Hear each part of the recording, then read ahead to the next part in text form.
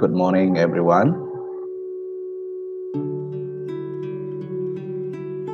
How are you this morning? So, welcome to my class, TEFL class. So I do apologize, I cannot come to your class physically this morning because I'm now on duty out of town. I'm now in Indragiri Hilir, Selat Panjang. It takes like 9 hours from Pekanbaru to this city. But I don't want to miss our class, so that's why I propose that we can just meet online using this technology. For your information, this is called Google Hangout on Air. So technology really helps us now to facilitate our learning process. Although we cannot physically meet each other, we still can keep going the learning process online. Okay, I can see that there are 9 students at the moment online. That's good. So hopefully you can listen to my voice clearly. And as I said, please mention something in the comment box so I'm aware that you are there. And it's also a kind of proof of your attendance for this online presentation. Okay, this is like an introduction of our class. So I will start the presentation for this week and next week with a particular topic. But after that, please everyone prepare yourself for group presentation, as I have mentioned in Google Classroom. Okay. All right, everyone, you're going to be an English teacher. And, you know, people say that everything happens for a reason. And just like it's also true when you are teaching in the classroom, when you decide to do something in the classroom, it should be based on certain consideration. For example, if you do a game, an activity, or if you explain something, or whatever you do in the classroom, it must be based on certain principles or certain reasons. So it should not happen for random decision. It must be based on certain reasons or certain principles. So that's what I'm going to discuss this morning. This is what we call by teaching by principle. Okay, now let me share my slide to you. Please wait. I'm looking for. Okay. I'm looking for my slide of presentation. Okay, here it is.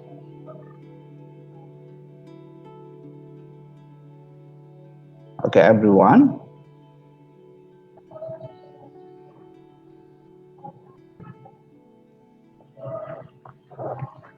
So teaching by principles.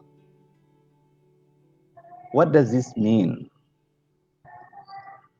So principles, as you can read from this slide, these are some sets of belief or assumptions underlying teachers' choices, like their choice of approach or their choice of method, their choice of techniques in teaching English in the classroom. In the context of teaching English, for example, we are probably familiar with some approaches like communicative approach or the traditional approach, or even like method like grammar translation method or communicative language teaching, or some other techniques like Suggestopedia or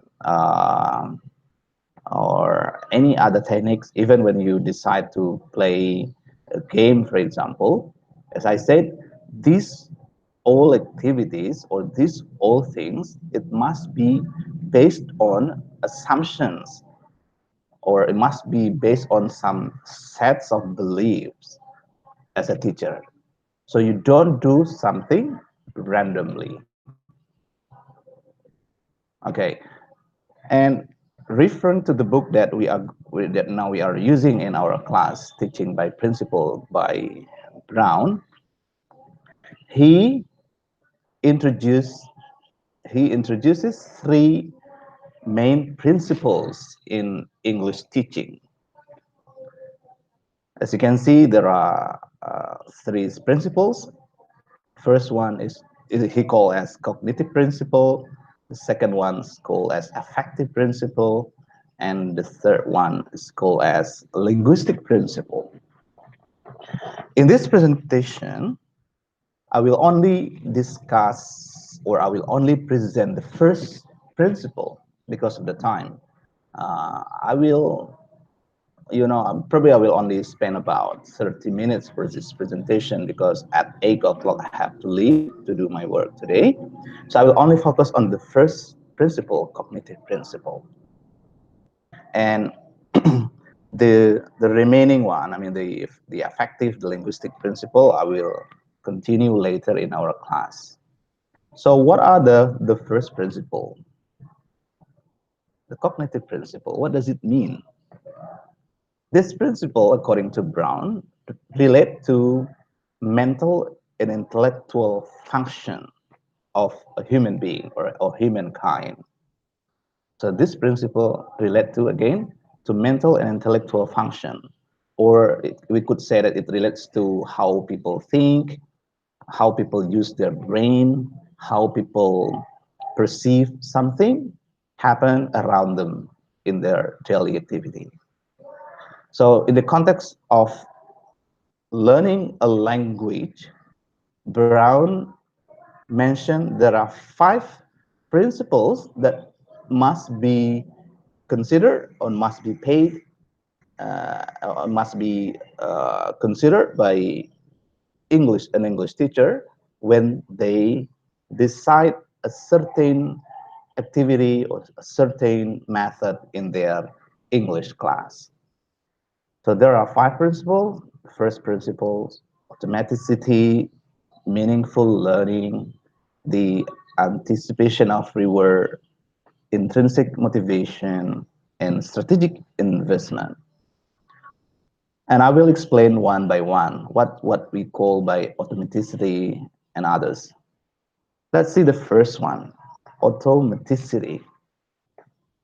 As you can read from the slide, these principles include subconscious absorption of language through meaningful use. So when you teach a student English, of course, you expect your students to understand what you are teaching. You expect students to absorb the language that you are teaching. And remember, from the principle of automaticity, language can be best observed through meaningful use of the language. So imagine when you are teaching, you have to make sure all activities happen in the class designed by you as a teacher. It should be meaningful for a student. Or in other words, it doesn't, or it may not meaningless for students. Where it is meaningful, it will help students understand the language. But if it is meaningless for them, it, of course, it will not help them understand the language. And I will discuss the more specific implications later in the next slide. And the second one relates to this first principle, or the automaticity principle, is that an efficient and rapid movement should be away from a focus on the form of language to a focus on the purpose to which language is used.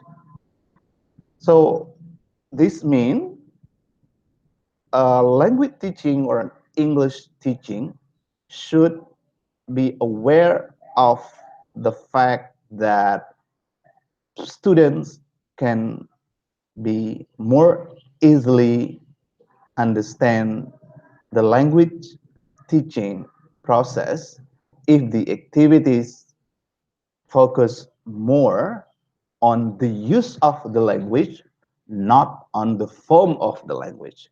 So what does it mean? Basically, language is used for communication. So that means, or that implies, a teacher, for example, should facilitate students to use the language for communication in the class, not to discuss the form of the language. What is the example of, what is an example of the formal language? Formal language like grammatical explanation, for example. When you focus on grammatical explanation in the class, it will block the automaticity process of the students in understanding the language. So that's why when you talk more about grammar, normally students will not get the automaticity easily. But when you focus on the language use, like ask the student to practice using the language, like ask them to have a dialogue, have a conversation, have a role play, or other communicative activities in the classroom, it is believed that it will facilitate the automaticity. Okay. Okay, I will quickly jump to this implication. Well, actually, I want you, if we were in the classroom now, I want you to think and discuss with your partner what is the implication of this principle to classroom activities. But unfortunately, I think you cannot do that because you are probably somewhere only by yourself at the moment. No problem, we can just um, skip this and just jump to this one. So again, so what are some applications of this automaticity? As I have mentioned, okay, you should not focus on grammatical explanation. That is one thing. Why? Because this kind of grammatical explanation can block the pathways to the fluency. I'm not saying that grammar is not important, but the focus should not to the grammatical explanation because it can block the process of the automaticity, the process of the fluency of using the language. So what you need to do again, you need to focus on the use of language. So based on this principle, activities that can create more communicative communicative uh, communicative activities in the classroom are now are now increasingly encouraged to be used by teachers. And also remember this one. Remember that automaticity is not gained overnight. So remember this. What does it mean? It takes a long time. It takes a long process. So that's why as a teacher, you need to be patient dealing with your students. You need to be patient to help them to slowly improve their fluency. So that's why a good teacher is a patient teacher. Okay. All right. That is the first principle under cognitive principle, automaticity. Now we're going to the second points in the automaticity principles called meaningful learning. What is meaningful learning? Again, as you can understand from the word itself, meaningful is something that can be what is that? Something that can be understood by students that the activities are, let's say, meaningful or useful, and this can lead toward better long-term retention compared to rote learning. Simply, it's kind of memorization. And these are some classroom application under this principle. When you teach students whatever activities that you're going to do, you need to remember this principle that you need to capitalize on the power of meaningful learning by appealing to students' interests or their academic goals and career goals. So when you decide an activity, consider your student interest, whether they like it or not, or whether the activity meet their goals or meet their career goals. For example, if you are teaching people to be a businessman, for example, and you need to consider their goals in learning English. So probably you need to provide them with things like English for academic purpose or English for a businessman, for example, because they are going to be a businessman. Of course, it's not appropriate when you decide an activity, when you decide learning materials relate to non-business context. Because if you, let's say you're teaching students for doing business, but then your materials relate to, let's say, nursing or medical, of course, it could, make the student less interested in your lesson. So that's number one under meaningful learning. And the next one, under this meaningful principle, remember when you decide a topic or when you want to introduce a new concept, you need to make use of students' existing knowledge and students' background knowledge.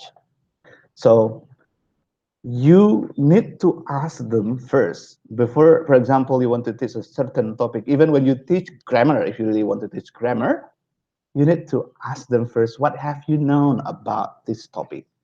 For example, simple past tense, for example. What have you known about simple past tense? Because it is very possible some students have already got explanation or have already understood about the concept. So you can use of their existing knowledge to make the learning process meaningful. Okay, remember that. So what you need to avoid in the context of meaningful learning, please don't too much, don't do too much grammar explanation. As I have mentioned before, grammar is important, but focusing too much to grammar can be a problem in your class. And then do not do too many abstract principles and theories. Yeah, more practical activities, more communicative activities is going to be very important in the context of this principle. And then please don't do too much drilling and avoid memorization. I'll give you one simple example. When you teach students speaking, for example, sometimes you have a dialogue between A and B or between two people. Some teachers ask their students to memorize the dialogue. And then after students try to memorize the dialogue, they or he or she will ask the students to act out the dialogue in front of the class. Well, uh, you might do that sometime just for a starting process. But remember, when you ask the student to memorize a dialogue, even when they are able to memorize the dialogue, it doesn't really guarantee that they understand the language that they are doing. That they are expressing in the dialogue. So what is more important is not memorization, but whether the language that they use, the language that they utter, the expression that they mention is meaningful. So please do not do too much memorization. So, and then the next one, make sure the activities should be clear for student in terms of the purpose. Never do something which is not clear. Okay, and then yeah, as you can see, Please also avoid activities that do not contribute to accomplish the goals of the lesson, and techniques that are so mechanical, so that students focus on the mechanic instead of language or meaning.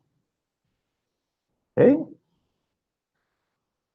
Now we go to the third point under cognitive principle. This is the anticipatory word, right? So what is the importance of reward?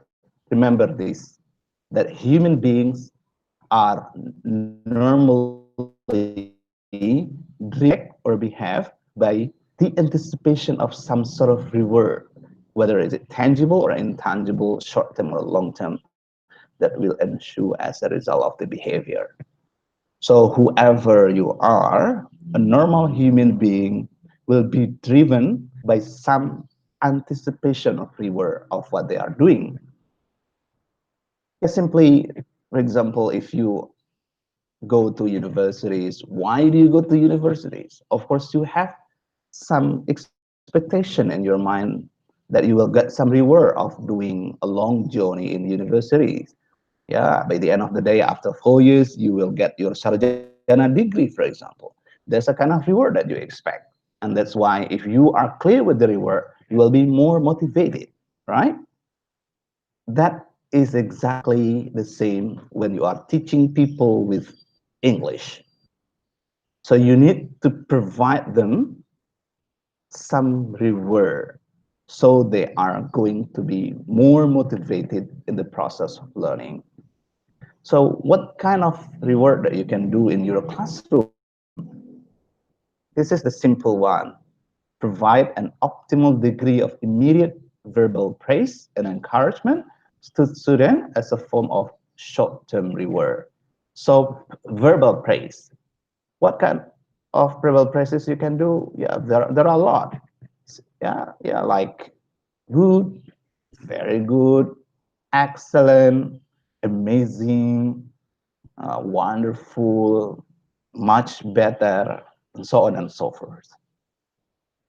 I think you know that, but some Indonesian teachers sometimes they forget to mention this verbal praise during the learning, or they mention sometime, but it is only limited to certain verbal praises like good and very good. That's all. But there are lots actually you can use. And remember, this kind of verbal praise can really help students to be more motivated. Of course, at the same time, encourage students to reward each other. Okay, never let your student bully each other. It is very dangerous in your class when students bully each other, because when one student is being bullied, he or she feel uh, might feel distracted, might feel shame, shy, or even trauma in your class. Okay, so ask them to support each other, not bully each other. Okay, or sometimes in a very low motivation, short-term reminders of progress help students to positively perceive their development. Yeah, for example, in a young learners, when you have brothers and sisters in kindergarten, teachers sometimes use like gold stars and stickers, and this looks simple, but it really works effectively in improving students motivation, because they will feel that their self is positively rewarded by their student, I mean by their teachers. Okay, and number four, remember, this is also very important. You need to show a strong enthusiasm and excitement to your class. As a teacher, you are the center of the learning process. If you look, let's say, if you look tired, if you look unmotivated, if you look less energetic or something like that, of course, the whole atmosphere of your class will be affected by your performance. So you need to be a very energetic teacher, a very enthusiastic teacher, a very positive teacher, and it will affect your classroom atmosphere. And last but not least, in the context of anticipation reward, try to get your students see the long-term benefits of studying English. Okay, again, long-term benefits. Let's say you are teaching junior high school students, maybe some of them don't really understand what is the benefit of learning this language. Some of them might say, look, I'm from West Sumatra, I'm Minangkabau people. I don't speak English at home, I just speak Minangkabaunese, for example. What is the language for? And for this kind of student, you need to provide long-term benefit of studying English. And there are a lot of reasons, of course. You can tell them that English is very important. English is an international language. You can travel around the world by learning English, by using English, by being able to speak in English. You can get scholarship to study abroad. You can be a rich a person by being able to speak English, and so on and so forth. A lot of things you can explain them. And of course, hopefully, when the students understand the long-term benefits of studying English, they will be more motivated. Okay, that is the third point under cognitive principle. The point three, we have discussed about motivation, but it's called extrinsic motivation or external motivation. But at the same time, you also need to do this point under the cognitive principle, intrinsic motivation. Just like the term intrinsic motivation comes from inner self or something from within. So you need also to try to facilitate students to have this internal motivation. And in many cases, this intrinsic motivation is more powerful than external motivation. So what can you do in the intrinsic motivation? You can ask the student to reflect, for example, reflect every day. What is, like, say, their personal reasons to study English? So hopefully, with this internal personal reason, it can motivate them all the time to study English. Okay, so relate the reasons to, let's say, their needs, their wants, and desire. For example, if a student has a dream to be a diplomat, for example, which is really good, and of course, tell them if you really want to be a diplomat, you will never be able to be a diplomat working in a foreign ministry if you can't speak English. So remind them that they should have more intrinsic motivation to study because the study of English relates to their personal dream. Okay? And last but not least, under a cognitive principle, this called strategic investment. So this relates to a learner's own personal investment of time, effort, and attention to the second language in the form of individualized battery of strategies for comprehending and producing the language. So to be simple, this relates to your personal strategies in studying and improving your English. And everybody might have their personal strategies. For example, I myself, when I was in my senior high school, one of my personal strategies to improve my English was by buying an English magazine. It was called Pelangi magazine at that time. It was an English magazine, but produced by Indonesian people. So the English was not that difficult, but it really helped me improve my reading skills, improve my vocabulary. When I bought the magazine, I read the magazine. If I found a difficult word, I underline the difficult word and I immediately check my dictionary. I found the meaning of the word and I wrote down the meaning under the difficult word.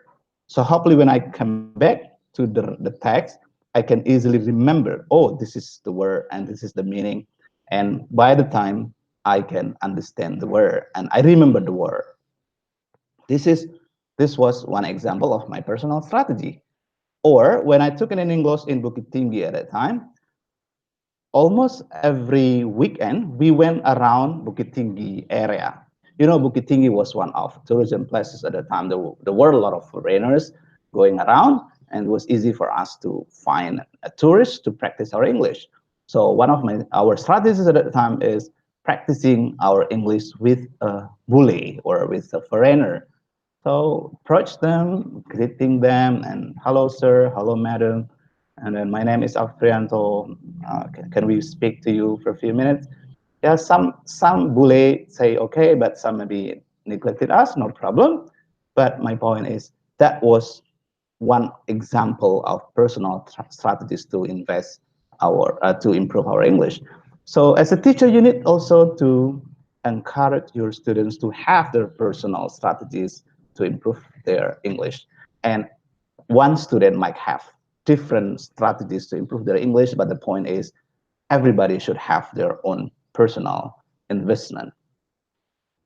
Okay, guys, so these are five principles or 5 points under cognitive principle by Brown.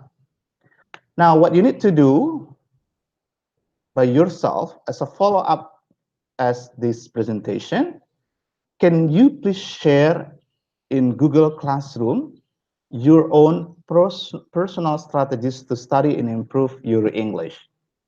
So what you need to do now, you can capture this particular slide and then reflect of your own or your personal experience in studying English, and then please share your experience, particularly in terms of your personal strategies to improve your English, so your friends know or your friend can learn from your own experience. Yeah, just like my stories, maybe you have your own stories. For example, every weekend I went to cinema and watch English movie, or every day I play game, and most of a game are in English, so it improve my vocabulary, so on and so forth. I don't know. This is your own personal stories, so please tell us, describe, or please share your personal strategies to study and improve in your English before, or the strategy that you did in the past, or maybe the strategies that you are still now doing. It's up to you. Okay, you can be more descriptive, like in terms of writing, this is what I did. In terms of speaking, this is what I did. In terms of listening, this is what I did. Would be much better. Okay. Now, time for you to question. If you have questions, that's all. I will look at your comments box if you have any questions for now, please.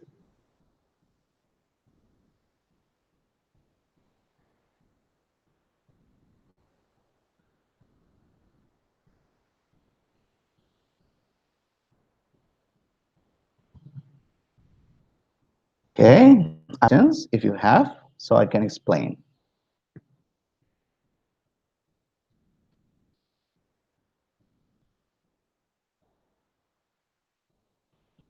Okay, okay, questions if you have, so I can explain.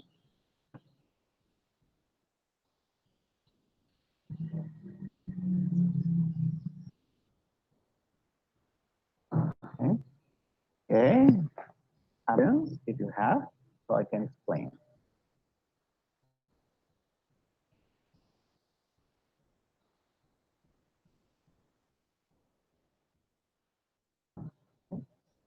Okay, questions if you have, so I can explain.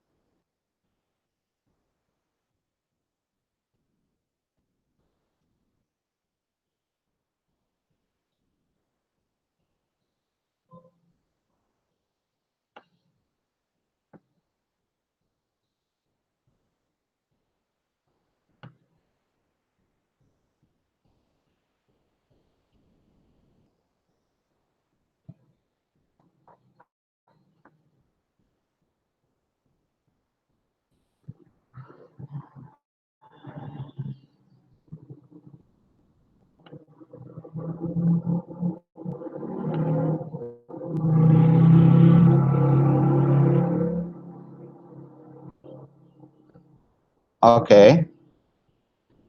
Oh, you can see my slide.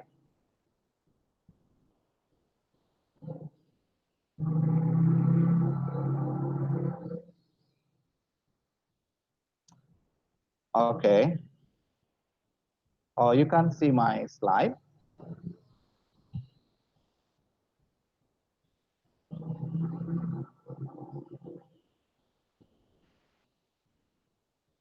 Okay. Oh, you can see my slide.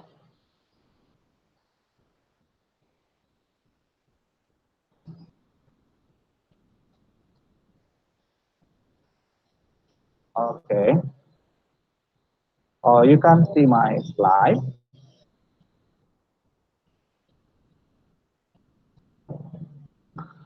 Okay. Probably there is a technical problems of looking at my slide. No problem. You can see my slide. I will upload the slide in your Google Classroom, but at least you still can listen to my voice, right? Probably there is a technical problems of looking at my slide. No problem. You can see my slide. I will upload the slide in your Google Classroom, but at least you still can listen to my voice, right? Probably there is a technical. Now, I'm going to upload the slide to my Google Classroom. Slide in your Google Classroom, but at least you still can listen to my voice, right? Probably there is a technical. Now, I'm going to upload the slide to my Google Classroom. Slide in your Google Classroom, but at least you still can listen to my voice, right? Probably there is a. Now, I'm going to upload the slide to my.